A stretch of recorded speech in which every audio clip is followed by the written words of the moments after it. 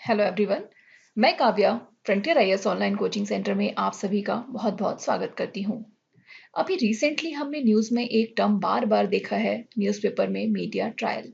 तो आज का हमारा टॉपिक है media trial and justice system. तो चलिए समझते हैं कि आखिर मीडिया ट्रायल क्या होता है और जस्टिस सिस्टम से ये किस तरह से लिंक है। इस वीडियो में क्या क्या चीज़ें डिस्कस की जाएंगी, सबसे पहले मैं आपको एक फ्रेमवर्क बता देती हूँ। सबसे पहले हम बात करेंगे कि मीडिया ट्रायल आखिर होता क्या है। उसके बाद में मीडिया का जो रोल है वो क्या है सोसाइटी पे। मीडिया जो है वो किस तरह से सोसाइटी को इम्पैक्ट करता है। What about the freedom of press. Press जो है उसको फ्रीडम कितनी दी गई है हमारी कॉन्स्टिट्यूशन के हिसाब से और ये कितनी जरूरी है प्रेस को फ्रीडम देना। Is it necessary to regulate media. Press को फ्रीडम देने के साथ साथ क्या मीडिया को रेगुलेट करना जरूरी है। Impact of media trials. अगर मीडिया को रेगुलेट नहीं किया गया तो उसके मीडिया ट्रायल के इम्पैक्ट क्या क्या होते हैं सोसाइटी पे।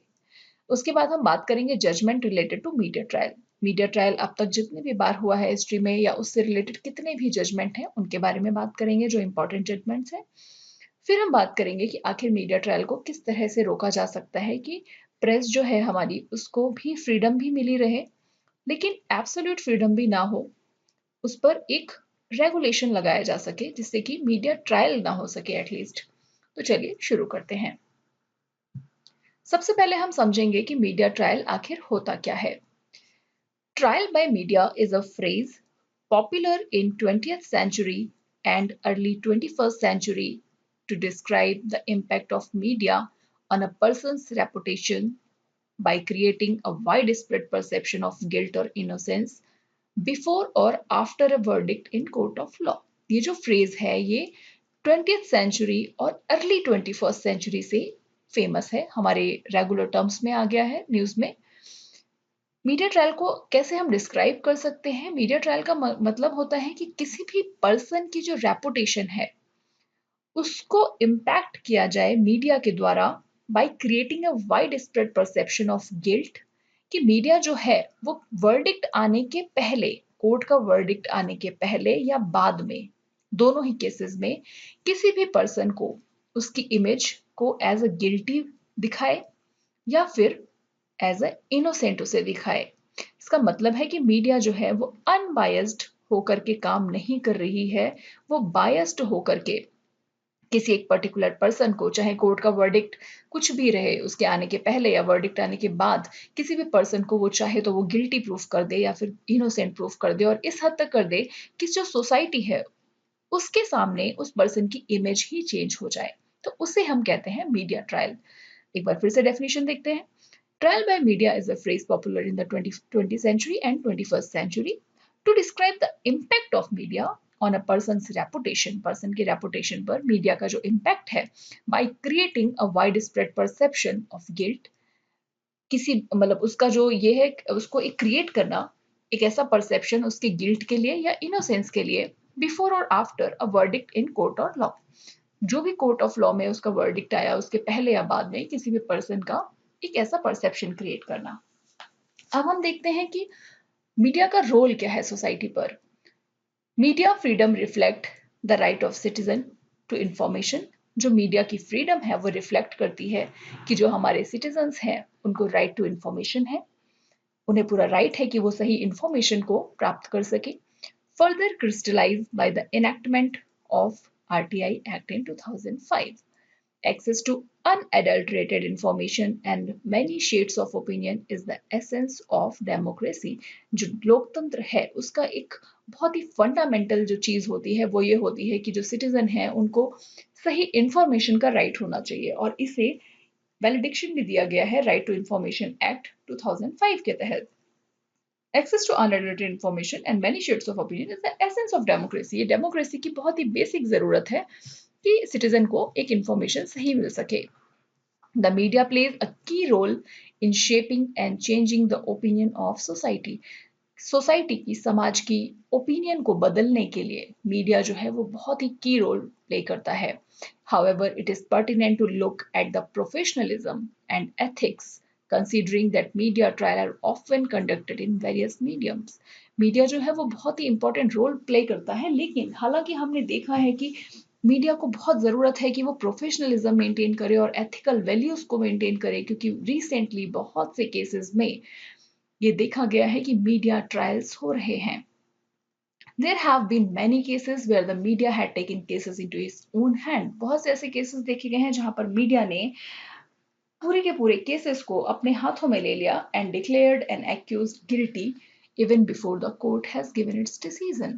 कोर्ट के डिसीजन देने के पहले ही उस एक्यूज को गिल्टी प्रूफ कर दिया, जैसा कि अभी हम कह सकते हैं कि हमने रिसेंटली सुशांत सिंह राजपूत के केस में देखा किस तरह से रिया चक्रवर्ती और बाकी लोगों का मीडिया ट्रायल यहाँ पर किया गया था। बात करेंगे freedom of press and it is necessary to regulate media, कि फ्रीडम ऑफ प्रेस क्या है और क्या मीडिया को रेगुलेट करने की जरूरत है।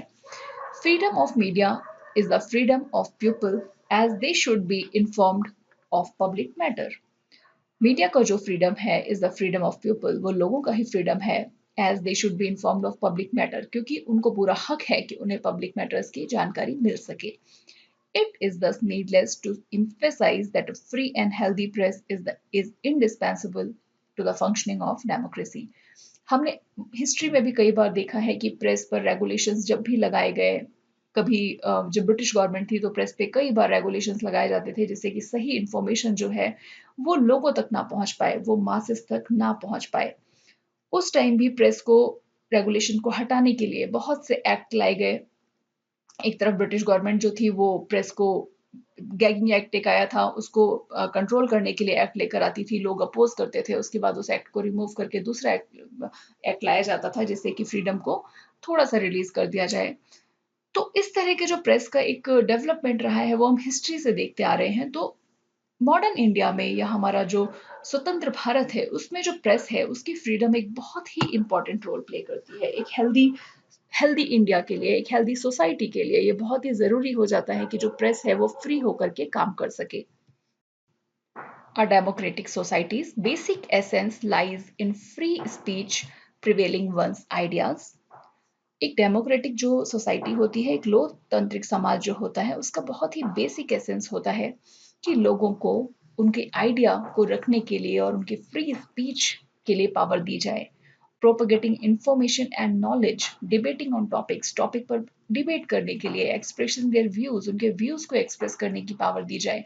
ये एक लोकतांत्रिक समाज की बहुत ही बेसिक जरूरतें होती हैं। restraining individuals from expressing their social, economic and political views, लोगों को उनके सोशल, इकोनॉमिक, आर्थिक या पॉलिटिकल व्यूज को एक्सप्रेस करने से रोकने पर would be a ban to the fundamental right. वो जो है वो एक अभिशाप होगा हमारे फंडामेंटल राइट को टू एक्सप्रेस एंड स्पीक। जो हमारा फंडामेंटल राइट है, right to express, right to speak, उसके लिए एक ये अभिशाप की तरह साबित होगा अगर हम लोगों के सोशल, इकोनॉमिक और पॉलिटिकल व्यूज को एक्सप्रेस करने से रोकते हैं। तो undoubtedly free speech is the foundation of a democratic society. बिना किसी संदेह के फ्री स्पीच जो है वो डेमोक्रेटिक सोसाइटी का एक बहुत ही बेसिक फाउंडेशन है। Free exchange of ideas, dissemination of information without restraint, free exchange जो है विचारों का आदान प्रदान, dissemination of information without restraint, बिना किसी रोक टोक के इंफॉर्मेशन का दूसरी जगह पर या इंफॉर्मेशन लोगों तक पहुंचाना, हम कह सकते हैं डिसेमिनेशन ऑफ नॉलेज, नॉलेज को पहुंचाना, airing of different view point को लोगों तक पहुंचाना, डिबेट को पहुंचाना, debate informing one shown views and expressing them are the basic indica of a free society.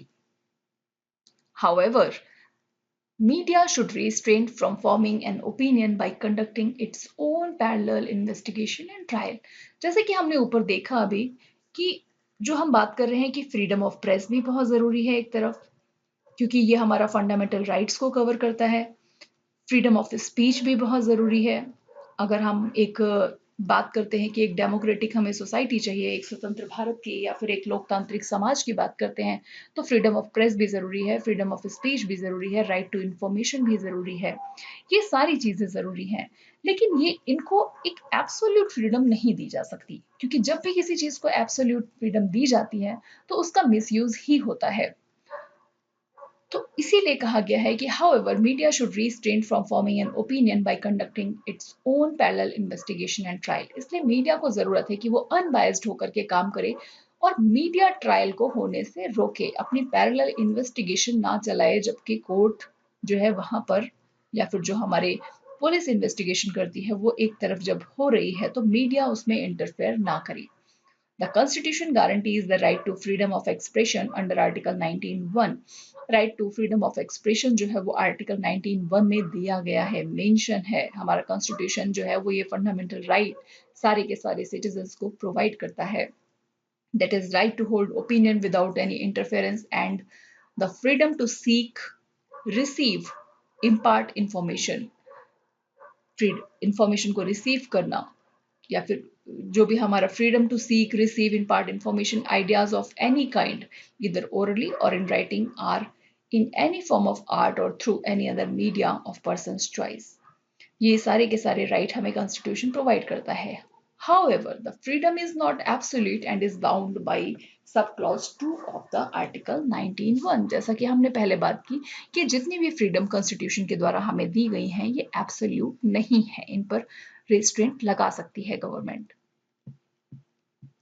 In certain cases, the Supreme Court has stated that trial by the press, electronic media, social media, or any public agitation are instances which could be described as antithesis of the general rule of law, leading to the miscarriage of justice। कुछ cases में supreme court ने ये कहा है कि जो media trial होता है प्रेस के द्वारा, इलेक्ट्रॉनिक मीडिया के द्वारा, जो हम टीवी पर देखते हैं डिबेट्स वगैरह, या सोशल मीडिया प्लेटफॉर्म्स के थ्रू, या फिर प्रिंटेड मीडिया के थ्रू भी हम कह सकते हैं, और एनी पब्लिक एजुटेशन, कोई भी इस तरह का पब्लिक एजुटेशन होता है, ये सारे के सारे they are the instances which could be described as antithesis of general rule of law.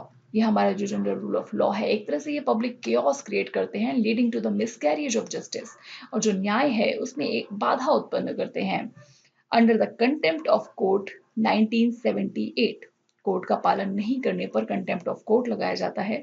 तो कंटेम्प्ट ऑफ कोर्ट एक्ट जो है 1971 का, उसके अंदर कहा गया है कि एनी पब्लिकेशन, कोई भी इस तरह का पब्लिकेशन, चाहे वो इलेक्ट्रॉनिक फॉर्म में हो या प्रिंटेड फॉर्म में हो, विच इंटरफेयर विद, ऑब्स्ट्रक्ट और tends to obstruct any proceeding, जो कि कोर्ट की, चाहे वो सिविल हो या क्रिमिनल हो, किसी भी तरह की प्रोसीडिंग में अगर इंटरफेयर करता है या उसे रोकने की कोशिश करते हैं, and the course of justice, और जो हमारा जस्टिस दिया जा रहा है उसमें उसमें इंपैक्ट डालता है किसी भी तरह का, which is actually a pending proceeding, constitute contempt of court, उसे कंटेम्प्ट ऑफ कोर्ट ही माना जाएगा and it will be a punishable offence.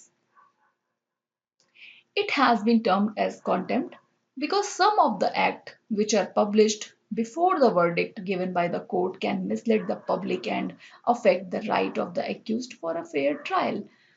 क्योंकि ये कहा गया है कि अगर कोई भी वर्डिक्ट, सपोज आप ऐसे मानिए कि अगर कोई भी वर्डिक्ट, कोई केस चल रहा है और कोर्ट ने उसका वर्डिक्ट नहीं दिया है अभी तक, उसके पहले ही अगर मीडिया किसी भी पर्सन को, जो एक्यूज्ड पर्सन है, उस पर्सन को या तो अगर गिल्टी प्रूफ कर देता है या सपोज इनोसेंट प्रूफ कर देता है, तो दोनों ही केसेस में या तो पर्सन गिल्टी होगा या इनोसेंट होगा। और अगर पर्सन को, जो मीडिया है, उसने ऑपोजिट प्रूफ कर दिया, सपोज कि पर्सन इनोसेंट है और उसे गिल्टी प्रूफ कर दिया, तो वो कोर्ट की प्रोसीडिंग पर किस हद तक इंपैक्ट डाल सकता है ये सोचिए। उसके बाद चाहे जितना भी कोर्ट डिसीजन अपना दे दे, लेकिन उसकी जो रेपुटेशन एक बार इंपैक्ट हो जाती है, it can not come back. A journalist may be liable for contempt of court when he decide to publish anything। कोई भी जो जर्नलिस्ट है वो कंटेम्प्ट ऑफ कोर्ट उस पर लगाया जा सकता है, even when he decide to publish, जब जैसे ही वो डिसाइड करता है कुछ भी ऐसा पब्लिश करने को which might go against fair trial, जो कि एक फेयर प्रोसीडिंग के अगेंस्ट जा सकता है फॉर द एक्यूज्ड, जो कि एक्यूज्ड पर्सन है उसके लिए, और विच में affect the impartiality of the court during any proceeding. और जो भी कोर्ट जो डिसीजन अपना देने वाला है, एक अनबायस्ड होकर, इम्पार्शियल होकर उसकी प्रोसीडिंग को इम्पैक्ट करता है, तो उस जर्नलिस्ट पर कंटेम्प्ट ऑफ कोर्ट उसके लिए लगाया जा सकता है। The right to a fair trial is an absolute right provided to any individual as per Article 14, 19, 20, 21, 22 of the Constitution। इन सारे ही सारे आर्टिकल्स में, article 14 right to equality, right to freedom of speech, right to life, right to equality, इन सारे के सारे articles में कोई भी इंडिविजुअल है उनको इक्वल राइट प्रोवाइड करने की बात कही गई है, यहाँ पे फ्रीडम ऑफ स्पीच की बात कही गई है। तो जब हम इन सारे आर्टिकल्स को देखते हैं तो कोई भी जो इंडिविजुअल है उसको पूरा का पूरा राइट है, एक fundamental right to fair trial, कि उसका फेयर ट्रायल किया जाए। उसे मीडिया का ट्रायल अगर किया जाता है उसके ऊपर तो वो एक तरह से उसके फंडामेंटल राइट्स का वायलेशन होगा। तो इसलिए ये जो मीडिया ट्रायल्स हैं वो आप सोचिए कि किस हद तक इम्पॉर्टेंट हो जाते हैं हमारे, कि उसके बारे में हम बात करें या उस पे एक क्या वे फॉरवर्ड हो सकता है उसे डिस्कस करें। ये एक बहुत ही एग्जाम पर्सपेक्टिव से भी और हमारे डेली लाइफ के पर्सपेक्टिव से भी एक बहुत ही इंपॉर्टेंट टॉपिक है। अब हम बात करेंगे कि impact of the trial by media, कि जैसे अभी हमने पहले भी कुछ बात की है इसके बारे में, कि मीडिया जो मीडिया ट्रायल करता है उसका हमारी सोसाइटी पर क्या इम्पैक्ट पड़ता है आखिर। तो चलिए पॉइंट वाइज देखेंगे। Media has now reincarnated itself into a public court. Media ने अपने आप को एक सेल्फ डिक्लेयर्ड पब्लिक कोर्ट घोषित कर दिया है, which can also be referred as जनता अदालत, जिसे हम एक चाहे तो जनता अदालत भी कह सकते हैं। And it has started interfering in the court proceedings so much so that it pronounces its own verdict even before the court does. और वो इस हद तक जनता अदालत जो है वो अपने आप को एक अदालत का दर्जा देती है कि वो कोर्ट प्रोसीडिंग में इतना इंटरफेयर करती है कि वो अपना ही अलग वर्डिक्ट दे देती है इससे पहले कि कोर्ट अपना वर्डिक्ट दे पाए। It completely overlooks the vital gap between an accused and a convict. जो एक्यूज्ड पर्सन है जिस पर आरोप लगाया गया है और जो आरोपी है, मतलब जिस पर कि आरोप जो है वो सही सिद्ध हो गया है, सही प्रूफ कर दिया गया है, it completely overlook the vital gap. उन दोनों के बीच का गैप ही मिटा दिया गया है मीडिया के द्वारा, कि अगर कोई भी पर्सन सपोज कि एक्यूज बोल दिया गया है तो उस पर्सन को गिल्टी ही प्रूफ कर दिया जाता है इससे पहले कि वो अपना पक्ष रख पाए या कोर्ट उस पर अपना डिसीजन दे पाए। तो उसी के लिए कहा गया है कि it completely overlook the vital gap between an accused and a convict, keeping at stake the golden principle of presumption of innocence until proven guilty. जो हमारा गोल्डन प्रिंसिपल है कि कोई भी पर्सन जब तक कि गिल्टी प्रूफ नहीं हो जाता तब तक वो इनोसेंट है, इस प्रिंसिपल को ये मीडिया ट्रायल्स जो हैं ये ताक पर रख देते हैं। And guilt beyond reasonable doubt. Nowadays, media itself conduct a separate investigation. आजकल मीडिया अपना एक अलग ही सेपरेट इन्वेस्टिगेशन करती है, बिल्ड अ पब्लिक ओपिनियन, एक पब्लिक ओपिनियन क्रिएट करती है लोगों को डिबेट में बुलाकर अगेंस्ट द एक्यूज्ड, जो एक्यूज पर्सन है उसके अगेंस्ट में। Even before the court take cognizance of the case, court का उस केस के बारे में कॉग्निजेंस लेने से पहले ही मीडिया अपनी डिबेट से, अपने न्यूज चैनल्स के थ्रू या सोशल मीडिया के थ्रू एक ऐसा एनवायरनमेंट क्रिएट करती है, एक अलग ही सेपरेट इन्वेस्टिगेशन चल रहा होता है कि वो एक ऐसा पब्लिक ओपिनियन क्रिएट करती है उसके अगेंस्ट जो भी एक्यूज्ड पर्सन है, कि इससे पहले कि कोर्ट अपना डिसीजन दे भी पाए वो अपना डिसीजन दे देते हैं।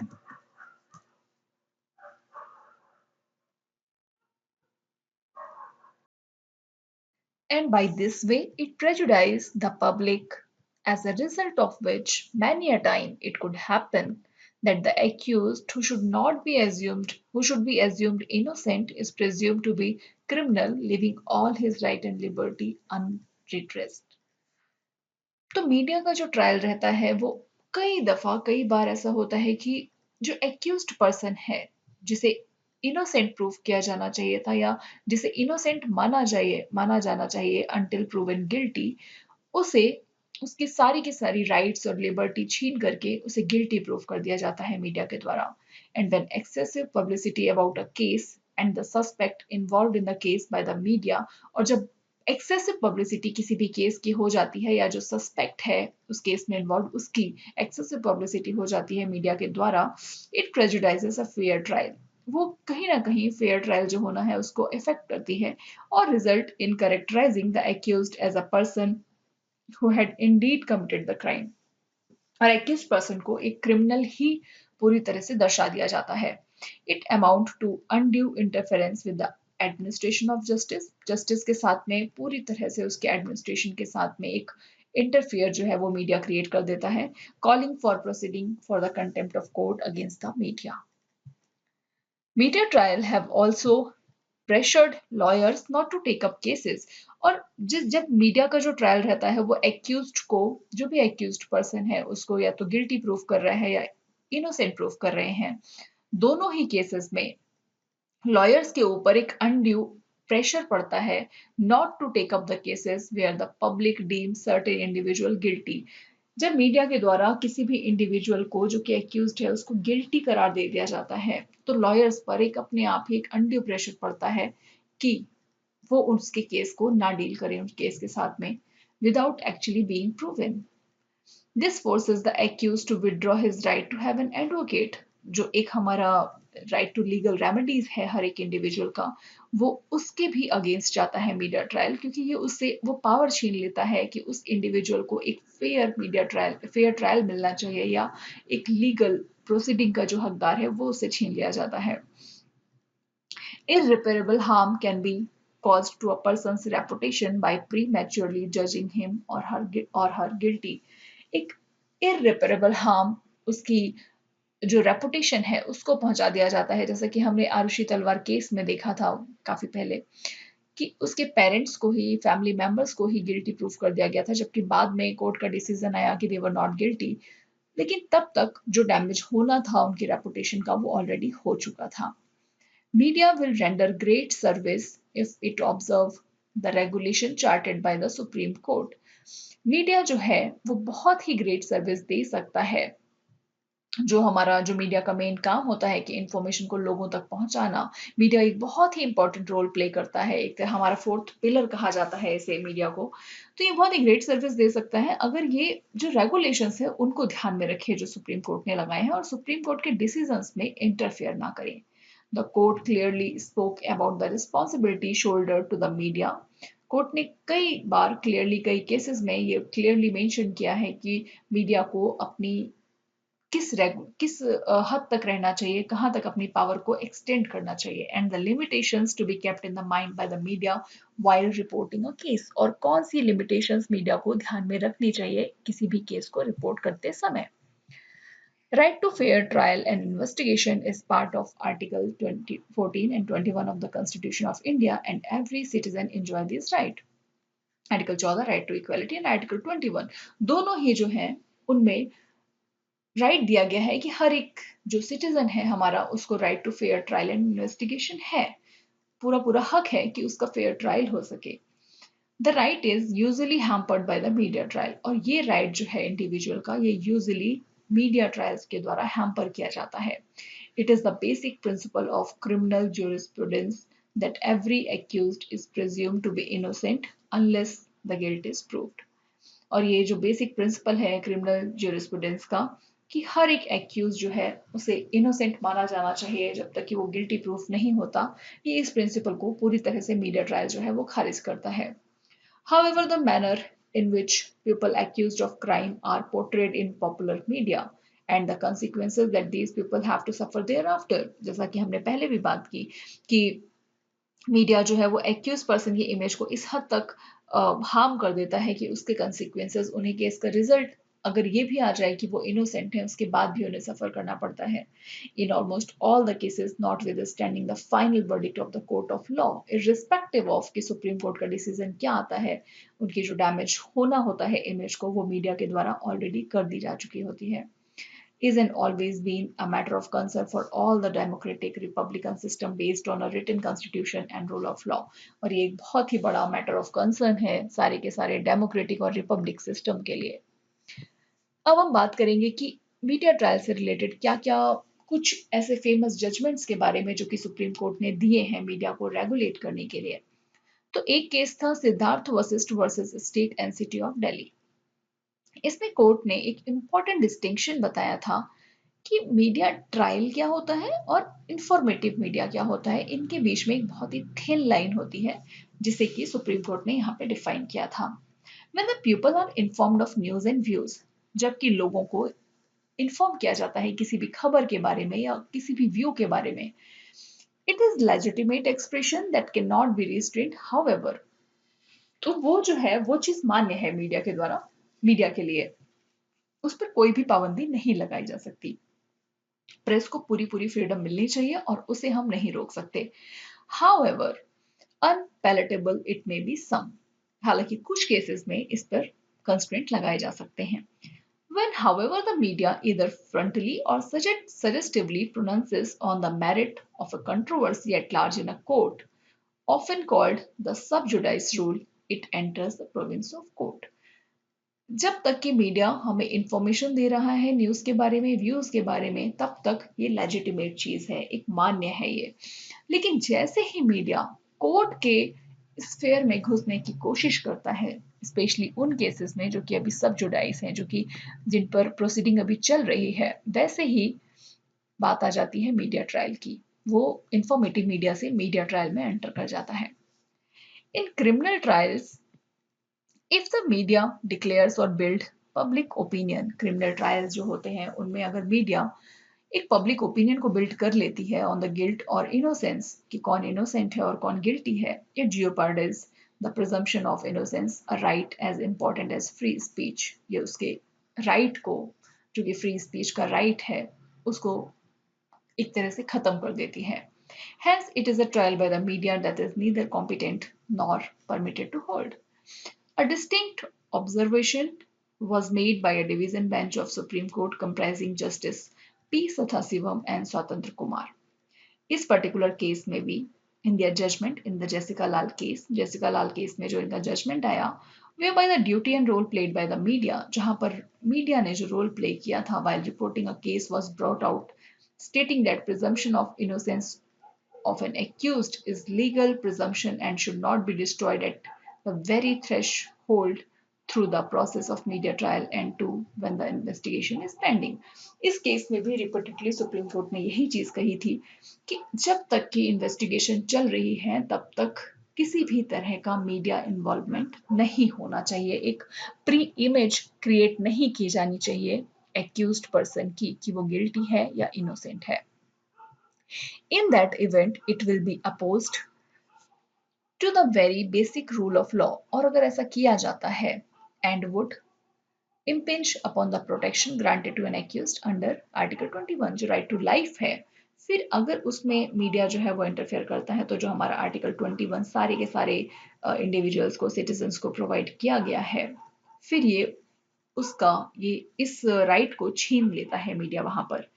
The bench cautioned that every effort should be made by the print and electronic media. और बेंच ने ये भी कहा कि हर एक एफर्ट किया जाना चाहिए, वो प्रिंटेड मीडिया हो यानी कि न्यूज़पेपर्स हो या इलेक्ट्रॉनिक मीडिया हो like television, news channels, debate channels, to ensure that the distinction between trial by media and the informative media is always maintained. हर तरह के मीडिया में, चाहे वो प्रिंटेड हो या इलेक्ट्रॉनिक हो, ये इंश्योर किया जाना चाहिए कि जो मीडिया ट्रायल है और इंफॉर्मेटिव मीडिया है उनके बीच में एक डिस्टिंक्शन हमेशा बना रहे.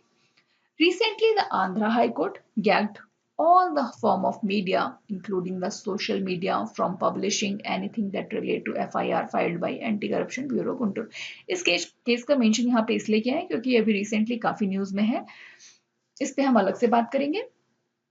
लेकिन यहाँ पे एक छोटा सा मेंशन कर देती हूँ कि आंध्र प्रदेश में भी अभी हाई कोर्ट ने ये बोला कि सोशल मीडिया पर भी आप अगर कोई भी इस तरह का पोस्ट डालते हैं, किसी भी तरह का कोई भी अगर इस केस से रिलेटेड, जो कि एंटी करप्शन ब्यूरो गुंटूर के अंदर में है, उससे रिलेटेड अगर कोई भी आप डालते हैं तो वो मान्य नहीं होगा. उस पर पाबंदी लगा दी गई थी, हालांकि अब यह हटा दी गई है. इसके बारे में हम अलग से बात करेंगे. तो हमने यहाँ पर बात कर ली कि आखिर हमारा मीडिया ट्रायल क्या होता है. सबसे पहले हमने यहाँ पे जाना कि मीडिया ट्रायल आखिर है क्या, उसकी डेफिनेशन हमने पता की कि मीडिया जब अपने स्फेयर से बाहर आकर कोर्ट की प्रोसीडिंग में इंटरफेयर करता है और एक किसी पर्सन की एक पर्टिकुलर इमेज सेट कर देता है, उसे हम मीडिया ट्रायल कहते हैं. उसके बाद में हमने बात की कि प्रेस की फ्रीडम क्या है, फ्रीडम ऑफ प्रेस के बारे में, और उस पर क्या क्या रेगुलेशंस लगाए जाने चाहिए, हमने वो बात की. फिर हमने बात की कि उसका इम्पैक्ट क्या होता है, आखिर मीडिया का सोशल मीडिया पे, सोसाइटी पे हमारी इम्पैक्ट क्या रहता है. उसके बाद में हमने बात की कि जो सोसाइटी पर इम्पैक्ट है उसे हम किस तरह से, उसका जो पर्सन कैसे इफेक्ट होता है या उससे रिलेटेड जो हमारे जजमेंट हैं वो क्या क्या है. तो ये सारी चीजें बात करने के बाद में अब बात आती है कि मीडिया को किस तरह से रेगुलेट रखकर उस मीडिया का जो पर्पस है कि वो एक इंफॉर्मेटिव, अनबायस्ड तरीके से काम कर सके, उसे हम कैसे वर्क कर सकते हैं उस पर। तो अब हम बात करते हैं कि वे फॉरवर्ड आखिर क्या हो सकता है। तो media as referred to by many as the eyes and ear of the general public, media को बहुत से लोगों के द्वारा जनरल पब्लिक का आंख और कान कहा जाता है। इट फॉर्म्स द बैकबोन, आंख और कान इसलिए क्योंकि प्रिंटेड मीडिया और इलेक्ट्रॉनिक मीडिया की बात हो रही। It forms the backbone of our society, ये हमारी सोसाइटी के बैकबोन की तरह है।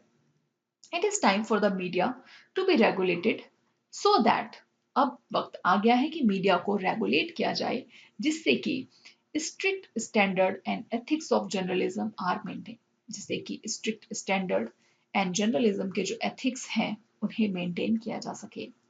इफ नॉट, और अगर नहीं किया जाता है तो penal provision should be kicked in, तो उनके अगेंस्ट में पीनल प्रोविजंस होने चाहिए, उन पर जुर्माना लगाया जाना चाहिए।